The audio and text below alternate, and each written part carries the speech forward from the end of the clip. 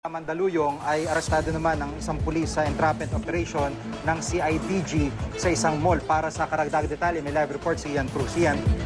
Yes, Jiggy, na-aresto nga ng CIDG Anti-Organized Crime Division ang 29 anyos na si PO1 Jaime John Brian Nicabera ng Marikina Police. Ito matapos Jiggy nga tumanggap umano ng 15,000 pisong marked money itong si PO1 Nicabera mula nga sa isang lalaki na nooy kasama ng mga operatiba ng CIDG.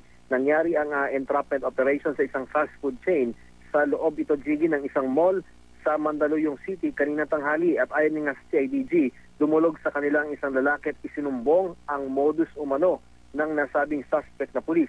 Hinihingan daw nitong si PO1 Nicabera ng pera ang naturang lalaki, kapalit naman ito ang suspect na pulis na raw mag-aayos upang maareglo ang kasong may kaugnayan sa droga ng nakakulong na kapatid ng nasabing lalaki.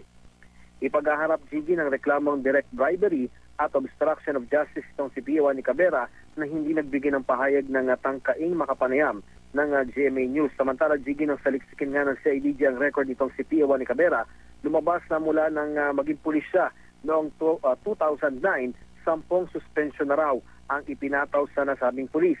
Napag-alaman din ng CIDG sa Marikina Police na may kakaharapin din daw na kasong kriminal at administratibo itong si PO1 Nicabera dahil pinalaya umano nito ang isang suspect na nahulihan naman ng marijuana. Gigi? Ibig sabihin, Ian, sa dami ng kasong kinakaharap ng pulis na yan, no, talagang paulit-ulit yung aktibidad niya na ganitong klase. Oo, Gigi, sinasabi nga ng mga pulis, hindi nila hinusgahan yung kanilang kabaro, pero mukhang recidivist nga daw itong si PO1 Nicabera.